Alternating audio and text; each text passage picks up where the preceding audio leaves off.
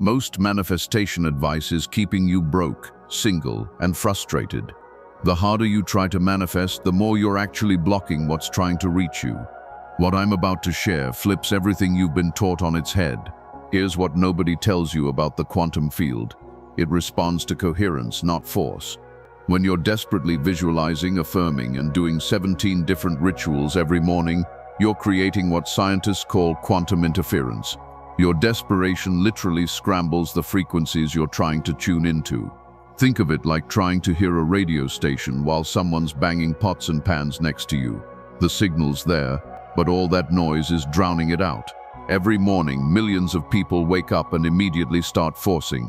They're writing gratitude lists they don't feel, repeating affirmations that make them cringe, and visualizing scenarios that feel fake. The entire time, they're radiating the exact opposite energy of what they're trying to attract. You can't vibrate lack while trying to receive abundance. You can't feel desperate while expecting miracles. The quantum field reads your true emotional state, not the words coming out of your mouth. The manifestation gurus don't want you to know this because it would destroy their business model. They need you believing that more courses, more techniques, and more effort will finally crack the code. But here's the uncomfortable truth. The harder you try, the more resistance you create. Every time you check your manifestation journal, every time you wonder why it's not working yet, every time you add another ritual to your routine, you're literally pushing your desires further away. The field interprets all that activity as "I don't have it yet," and it keeps delivering exactly that, not having it yet. The manifestation industry has sold you a lie. They want you believing that more action equals faster results. But here's what actually happens in your brain when you force. Your nervous system floods with cortisol and adrenaline. These stress chemicals shut down your prefrontal cortex, the part that processes intuitive downloads and recognizes opportunities. You're literally chemically blocking your ability to receive what you're asking for. The universe is trying to hand you exactly what you want, but you're too amped up to notice the signs. Scientists have studied this for decades. When you're in a state of wanting and striving, your brain gets hijacked by what researchers call the stress response system. Your amygdala takes over, scanning for threats and problems instead of possibilities and solutions. Meanwhile, your parasympathetic nervous system, the part responsible for receiving and integrating new information, completely shuts down. This is why breakthrough moments never happen when you're grinding. They happen in the shower, during walks, or right before you fall asleep when your brain finally relaxes. Think about the last time something amazing showed up in your life unexpectedly. Were you forcing it to happen? Or were you in a flow state, maybe even focused on something completely different? That's not coincidence, that's neuroscience. Your brain can only receive new possibilities when it's not stressed about the outcome. But manifestation culture has convinced you that relaxation equals laziness, that if you're not constantly taking action, you're not serious about your goals. Here's the part that'll blow your mind. Every time you do those morning manifestation routines, feeling frustrated that they're not working, you're training your nervous system to associate your desires with stress. Your subconscious mind starts viewing your goals as threats to your peace. No wonder it sabotages your efforts. Your own brain is trying to protect you from the anxiety you've attached to getting what you want. The very rituals meant to attract your desires are programming your nervous system to reject them. Quantum physicists discovered something that changes everything. Consciousness doesn't create reality through force. It does it through observation and expectation. When you observe from a place of knowing rather than wanting, you collapse probability into reality. But when you observe from lack and desperation, you keep collapsing the same broke reality over and over. Your emotional state is your quantum signature, and the field mirrors it back perfectly. The double-slit experiment proved that particles behave differently when they're being observed. But here's what they don't teach you in school. It's not just that consciousness affects matter, it's how you're observing that determines what gets created. When quantum physicists observed particles with curiosity and detachment, they got clean, predictable results. But when they observed with expectation of specific outcomes, the results became chaotic and unpredictable. Sound familiar? Dr. Joe Dispenza's research team hooked people up to brain scanners during meditation and found something incredible. When people visualized their desired future from a place of elevated emotion, joy, gratitude, excitement, their brains lit up as if those experiences were actually happening. But when they visualized from desperation or need, their brains showed the exact same patterns as depression and anxiety. The quantum field was literally receiving two completely different broadcasts from the same person doing the same visualization. This explains why some people manifest effortlessly while others struggle for years using the exact same techniques. It's not about the method, it's about the energetic frequency behind it. When you're truly aligned with something, you don't need to force it into existence because you're already vibrating at the frequency where it exists. You become a match for it naturally, and reality reorganizes around that new frequency. But here's where most people get trapped. They hear about quantum physics and think they need to understand particle behavior or study consciousness research. That's just more mental activity keeping you stuck in your head. The quantum field doesn't respond to how much you know about it. It responds to how congruent your inner state is with what you're calling in.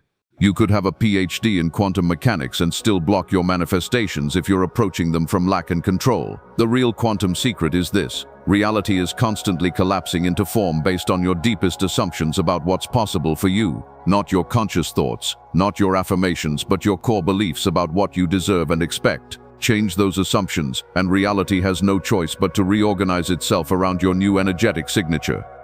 Step 1 of the unforcing routine is the detachment reset. Stop setting deadlines for the universe. Every time you check your bank account expecting to see that money, every time you obsess over when your person will text back, you're telling the quantum field you don't have it yet. Instead, decide it's done and let go of when and how it shows up. This isn't giving up, it's quantum physics. The field responds to certainty, not desperation. Here's how most people mess this up. They think detachment means not caring, so they try to convince themselves they don't want what they want. That's not detachment, that's denial, and the quantum field sees right through it. Real detachment is knowing with absolute certainty that what you've asked for is already done, so there's no need to stress about timing or methods. It's like ordering food at a restaurant. You don't sit there panicking about when it'll arrive or how the chef will prepare it. You just know it's coming. The timeline obsession is what kills most manifestations before they even start. You decide you need that promotion by next month, that relationship by Valentine's Day, or that money by the end of the year. But universal timing doesn't work on your schedule. It works on alignment and readiness. Sometimes what you think you want in 6 months would actually be terrible for you right now, but perfect for you in 8 months when you've grown into the person who can handle it. Think about it this way. If you plant a seed and then dig it up every day to check if it's growing, you'll kill it. The same thing happens with your desires. Every time you check for progress, every time you wonder why it's taking so long, every time you try to force the timing, you're energetically digging up your manifestation. You're telling the universe you don't trust the process, which means you don't really believe it's going to happen. The detachment reset works in 3 phases. First, make your request clear and specific. Don't be vague. The universe loves clarity. Second, hand it over completely. Imagine literally placing your desire in the hands of something bigger than you and walking away.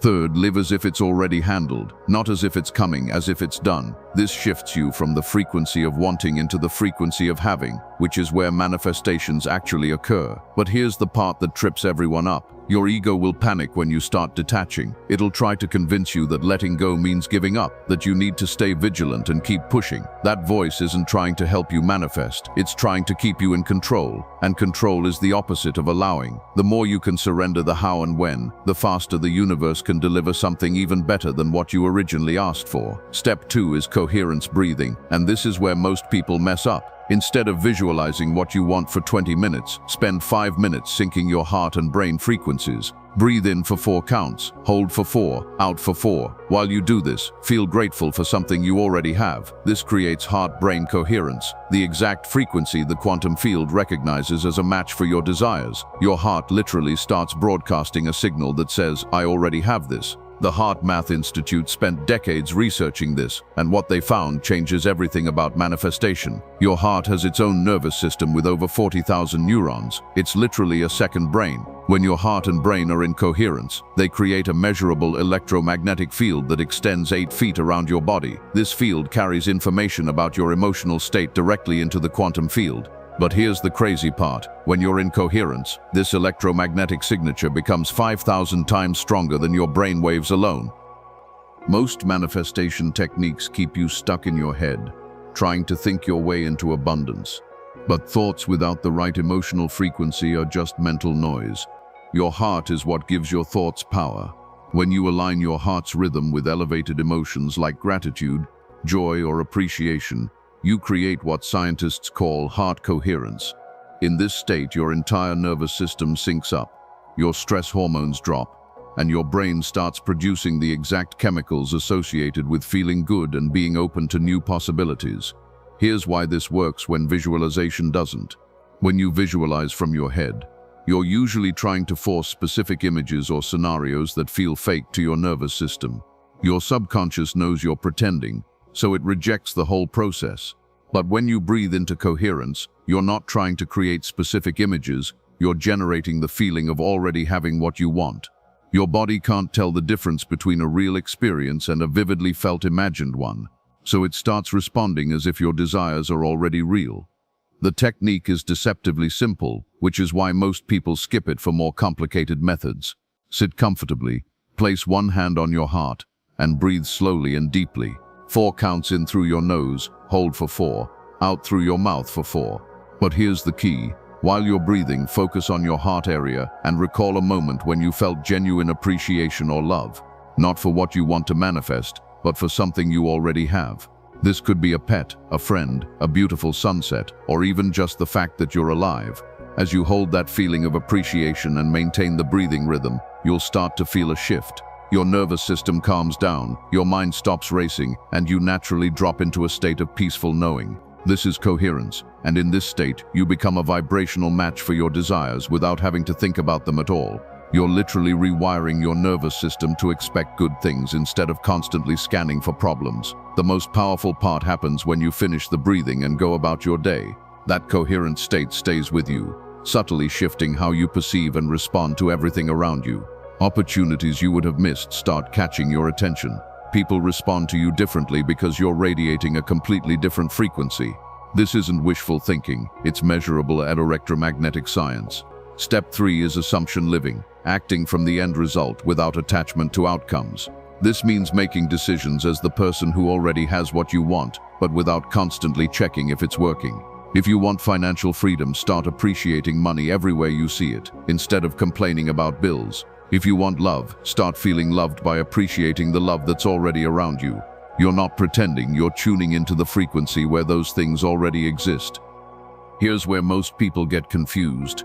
They think assumption living means acting rich when you're broke or pretending to be in a relationship when you're single.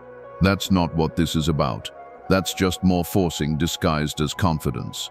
Real assumption living is about shifting your internal operating system to match the person who naturally has what you want. It's about changing your default responses, your automatic thoughts, and your energetic signature. Think about someone who's naturally wealthy. They don't wake up grateful for money, they expect it. They don't stress about bills, they assume they'll be paid. They don't celebrate every dollar like it's a miracle. Money is just a normal part of their reality. That's the frequency you need to match, not through pretending, but through genuinely shifting your assumptions about what's normal and possible for you. The secret is starting small and building up your assumption muscle. If you want more money but you're currently stressed about rent, don't try to assume you're a millionaire overnight. Start by assuming you always have enough for what you need. When you go to buy groceries, assume there's enough in your account without checking your balance first. When bills come, assume they'll get handled without going into panic mode. These small shifts in assumption create massive changes in your energetic output. Most people sabotage this step because they confuse assumption with delusion. They think they need to ignore their current reality or lie to themselves about their circumstances. But assumption living isn't about denying what's happening now. It's about operating from the identity of someone whose life naturally includes what you want. A person with healthy relationships doesn't desperately chase love because they assume they're lovable. A financially free person doesn't hoard money because they assume more is always available. Here's the part that'll change everything for you. Start making decisions from your desired identity instead of your current circumstances. If you want to be an entrepreneur, start making decisions like an entrepreneur would. If you want to be in a loving relationship, start making decisions from the mindset of someone who values themselves highly. If you want financial freedom, start making decisions from abundance instead of scarcity. This doesn't mean spending money you don't have or quitting your job impulsively. It means shifting your internal dialogue and decision-making process. Instead of "I can't afford that," try "that's not aligned with my priorities right now." Instead of "nobody wants to date me," try "I'm selective about who gets my energy." Instead of "I'm stuck in this job," try "I'm strategically planning my next move." Same circumstances, completely different energetic frequency. The magic happens when you stop monitoring whether it's working. The person you're becoming doesn't need to check if they're worthy of love or success. They just are. They don't need external validation because their assumptions about themselves are unshakable. When you reach that level of internal certainty, reality has no choice but to mirror it back to you. You become the person who naturally attracts what you used to desperately chase. Real people are proving this works. Sarah stopped doing her morning manifestation routine and just started assuming her business was successful. Within 3 weeks, she got 2 major client referrals she wasn't even looking for. Marcus quit trying to manifest his ex back and started appreciating himself. She reached out within a month wanting to reconnect. The pattern is always the same: less force, more flow, faster results. But let me tell you about Jessica, because her story will blow your mind. She'd been doing manifestation rituals for 2 years straight, trying to attract her dream job in marketing. Vision boards, daily affirmations, scripting, you name it, she tried it. Nothing. She was getting more frustrated and desperate by the month, applying to hundreds of jobs and getting nowhere. Then she discovered the unforcing method and decided to experiment. Jessica stopped all her manifestation practices cold turkey. Instead of spending an hour every morning visualizing her perfect job, she spent 5 minutes in coherence, breathing, feeling grateful for the skills she already had. Instead of desperately applying to every job posting, she started operating from the assumption that the right opportunity would find her. She focused on being excellent at her current job, not because she loved it, but because that's what someone confident in their career trajectory would do. 3 weeks later, her former college roommate called out of the blue. She'd just started working at a marketing agency and remembered Jessica's talents. They weren't even hiring, but they created a position specifically for her after one conversation. Jessica got everything she'd been trying to manifest for 2 years: better salary, creative freedom, amazing team, by doing less, not more. Then there's Michael, who'd been trying to manifest his soulmate for 5 years. He'd done it all: dating apps, manifestation coaches, even hired a psychic to tell him when love would arrive. He was checking his horoscope daily, analyzing every interaction with women, and getting more bitter about being single with each passing month. His desperation was radiating from him so strongly that women could sense it within minutes of meeting him. After learning about the anti-manifestation approach, Michael deleted all his dating apps and stopped looking for love entirely. Instead, he focused on becoming someone he'd want to date. He started rock climbing, took cooking classes, traveled solo to places he'd always wanted to see. Most importantly, he stopped seeing being single as a problem that needed fixing. He genuinely started enjoying his own company and building a life he loved. 6 months later, he met Sarah at a bookstore. Not because he was trying to meet someone, but because he was genuinely excited about a book on photography he'd been wanting to read. They started talking about travel, discovered they'd both been to the same remote village in Peru, and ended up talking for 3 hours. They've been together for 2 years now, and Michael swears it only worked because he stopped trying to make it happen. The pattern shows up everywhere once you start looking for it. Emma stopped forcing her music career and started creating for pure joy. A record label executive heard her playing at a coffee shop and signed her the next week. David quit pushing his startup and focused on solving one problem really well.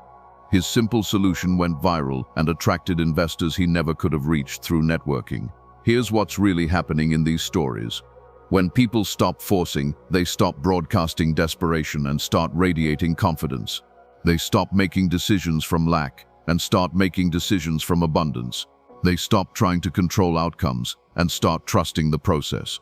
Most importantly, they stop being so focused on what they don't have that they miss the opportunities right in front of them.